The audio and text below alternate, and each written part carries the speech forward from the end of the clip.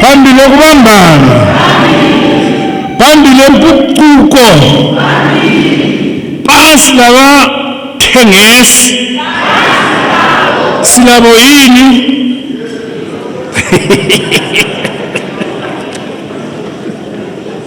Hayi kulungile, siqhubeke ngomsebenzi. The First Lady, Nangaga, the Vice President and Second Secretary General, retired General C.G. D.N. Chiwenga, the Vice President and Second Secretary, Colonel, retired Comrade K.C.D. Mohadi, our National Chairman and Minister of Defense, Comrade O.C.Z. Mchinguri Kashiri, our Secretary General of the party, Dr. Obet Kofu, members of the Elders Council who are here with us, members of the Central Committee and members of the Politburo and party officials. Comrades, since our last meeting, we lost a number of gallant sons and daughters of the soil, with the overall provincial total of the deceased read out by the Secretary General of the party, Comrade Secretary General. These include stalwart of our war liberation, the late Comrade Shinga Dube. In their memory and remembrance, I will invite Central Committee. How long is the list? Are you able to read the entire list? Not Your Excellency, just the summaries. Okay, proceed. Your Excellency, first I want to recognize Your Excellency and the First Lady, Dr. Auxilia Nangagwa, our Vice President, Dr. Chiwenga, and Comrade Colonel Retired Mohadi, our National Chairman, colleagues, members of Central Committee. Since our last meeting, comrades, we have lost about 197 comrades who were declared heroes and heroines. I'll start with the national heroes, heroines, who are Comrade Jack Mpofu from Bulawayo, Comrade Maketi Ndebele, Comrade Brigadier Retired Elasto Mazingira, Comrade Brigadier General Shadrach Tingani Ndabambi, Comrade Chinga Dube, totaling 5 national heroes. And on the posthumous national heroes declarations, we have Comrade Brigadier General Retired John Bezi, Comrade Dr. Edson Sitole, Comrade Brigadier General Gibbs Kachana, Comrade Charles Chiri, Comrade John Bradburn. There are 5. Coming to provincial heroes, Your Excellency, starting with Bulawayo, we have 30 that passed on in the period that since our last meeting. Manicaland with 41. Masholen Central with 13.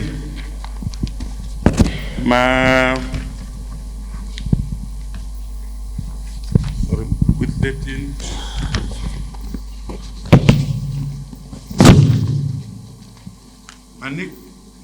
Masholen East Province with 16. Mashonaland West Province, Your Excellency, 8. Masvingo Province, 18. Matebeleland North Province, 9. Matebeleland South Province, 22. Manicaland Province, Your Excellency, 10. Making a total of 197 comrades who passed on. I wish to submit my report, Your Excellency. Thank you.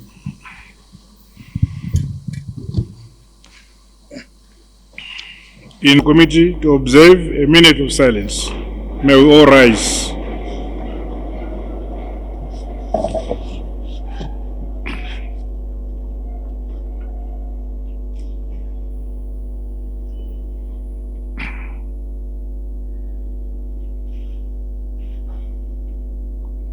May their souls rest in eternal peace, and thank you. May you be seated.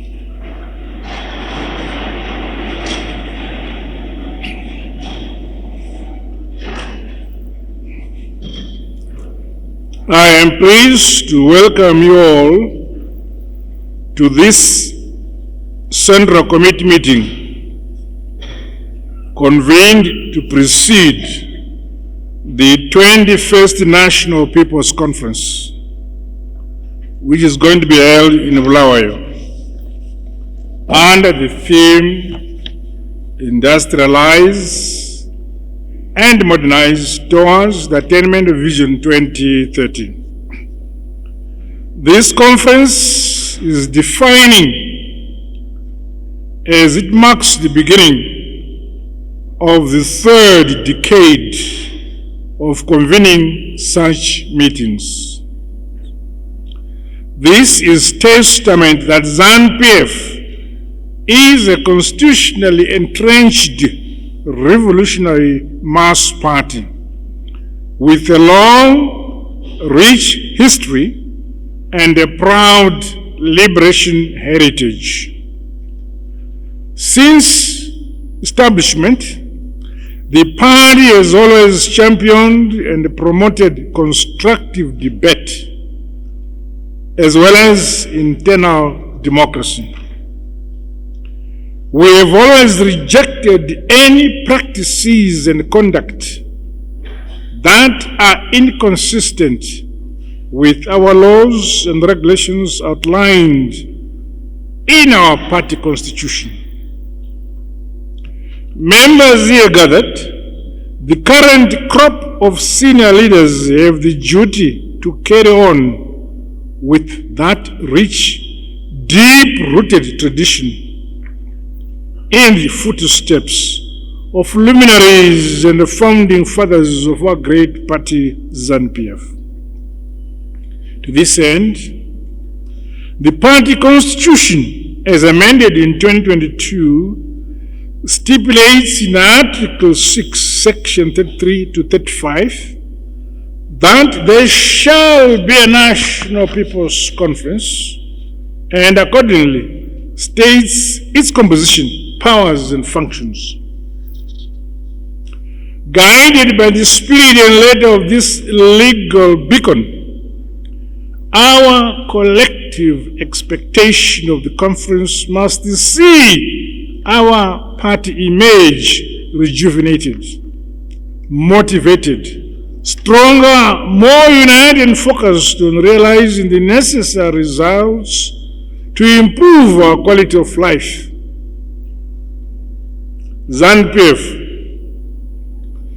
inzou isingamire kana ichinzwa kukura kwembwa, inoramba ichingofamba, igongofamba, ichingofamba, vanovukura vachikukura. We remain engrossed on wholeheartedly serving the people of our beloved motherland, Zimbabwe, as architects and defenders of the revolution. We continue to carry the weighty obligation to provide leadership towards advancing the founding provisions of our Constitution, our ideology, our principles, and our values as ZANU PF. Every leader of the party, including ordinary members, must contribute and stand by the side of the party wherever they are, day and night. Our rhetoric and actions as cadres must be reflective of this reality, both during the day and the night, in the public and in the private. My dear comrades, the curtain comes down this week on the last reporting year. I applaud the Central Committee for diligently superintending over the implementation of various party resolutions, our policies, programs and decisions. Ndinokutendai sevatungamiriri vomusangano. Ngiyalibonga. Shindivera pachanetsa. Ngiyalibonga ngengabakhokheli bomhlangano. Ndagona. Very good. Ngiyasazi isindebele. Today, the Central Committee will receive comprehensive reports on our readiness to host successful conference. The conference agenda and program, which dovetails with the party's constitutional requirements, will also be presented. The supremacy of the party over government is a standing principle which compels the party to supervise and oversee functions of central government.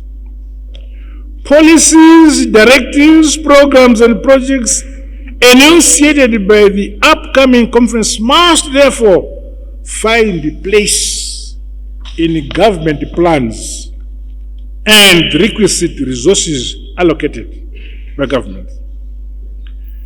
Our meetings are not talk shows. Hence, members are urged to be mindful of the need to conclude outstanding business, including pertinent resolutions of the 20th National People's Conference and the 7th National People's Congress. My dear comrades, today's meeting will receive an update report on activities of the commissariat department and the state of the party structures. The progress made on the restructuring exercise is pleasing in some provinces, while others need to do more to increase the pace of concluding the exercise.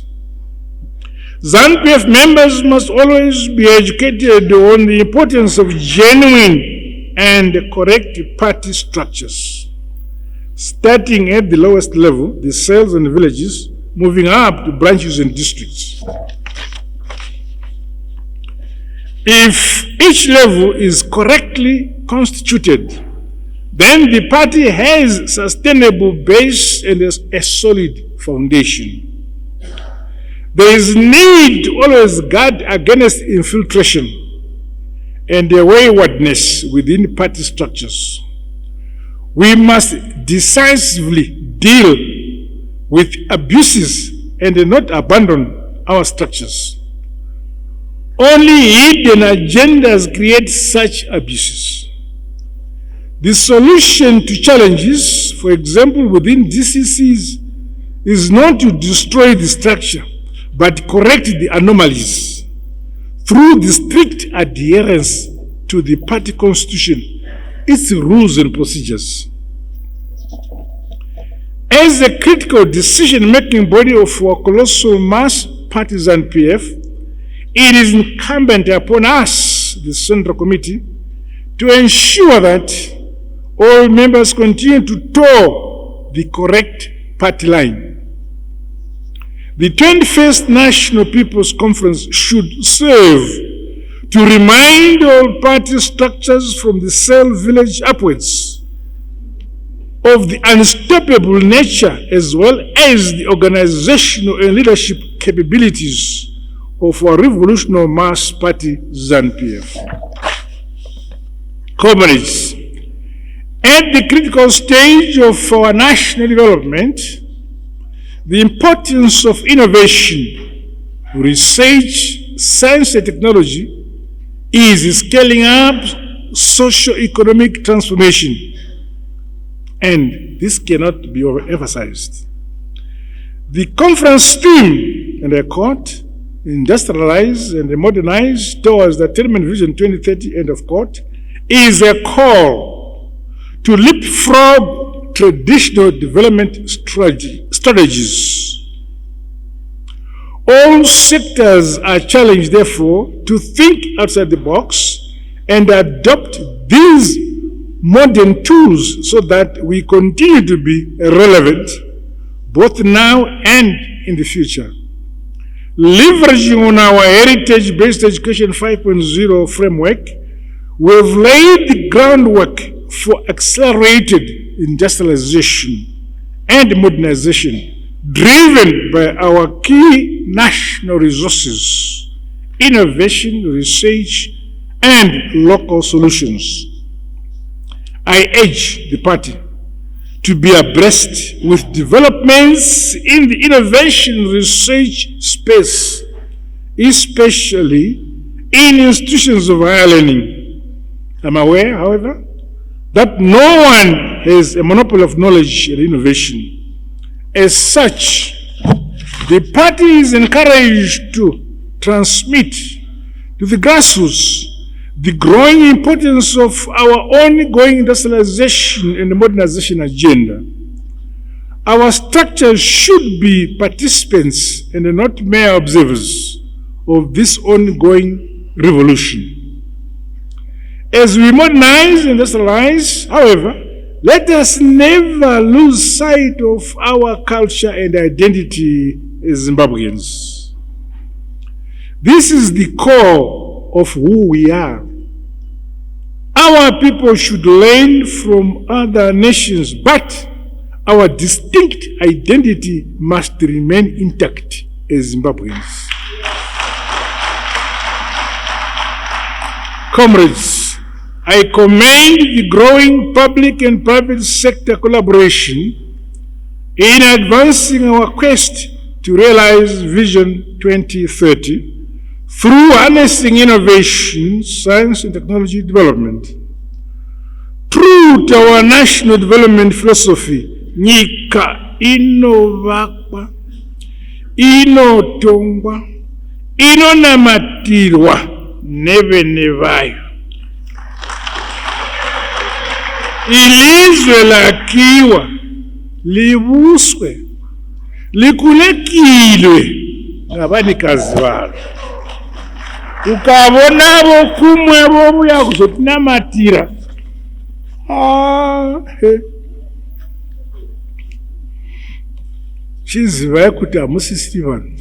I was pleased to witness the growing ingenuity and the resourcefulness of our talented citizenry at the recently held Presidential Innovation Fair and Awards Ceremony, as well as the Research Council of Zimbabwe Symposium. The young people of our country, from primary education right up to tertiary level, are making great strides in embracing our clarion call as outlined in the Heritage-Based Education 5.0 model. ZANU PF will continue to facilitate the development of local solutions and products to propel the growth of all sectors of our economy ourselves. Comrades, on Friday, 25th October, we will join the rest of the region in commemorating the SADC Anti-Sanctions Day.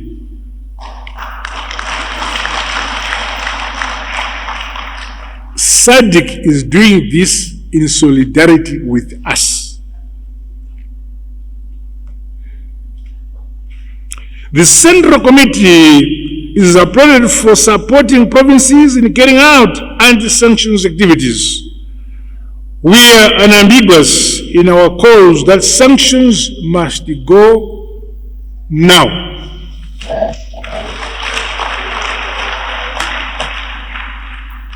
Meanwhile, the rain season is now upon us.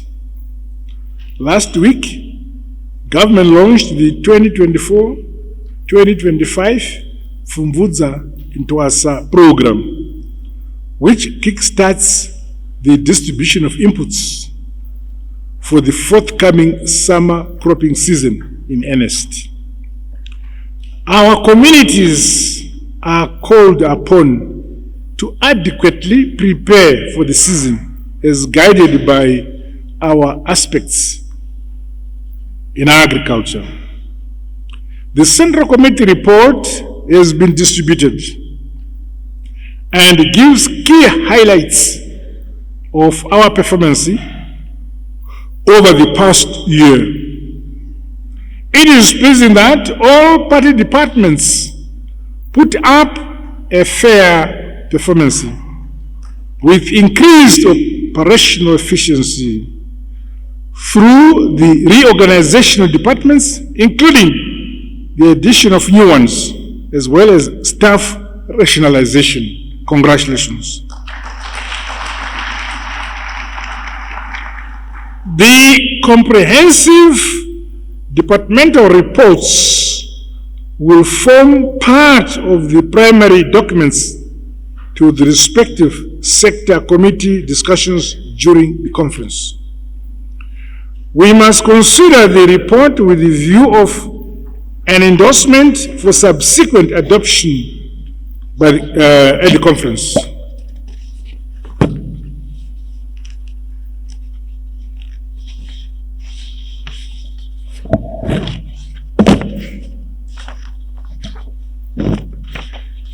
Finally,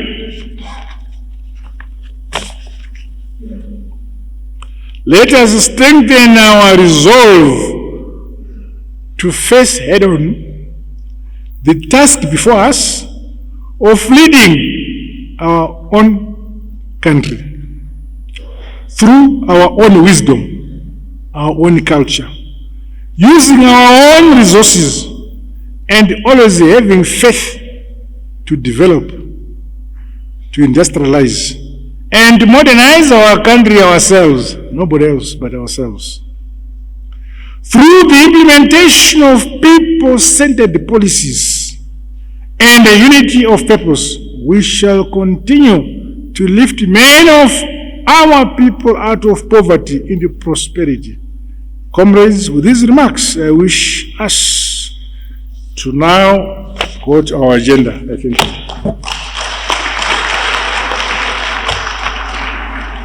Aziga yungu manyangwe huku zamandura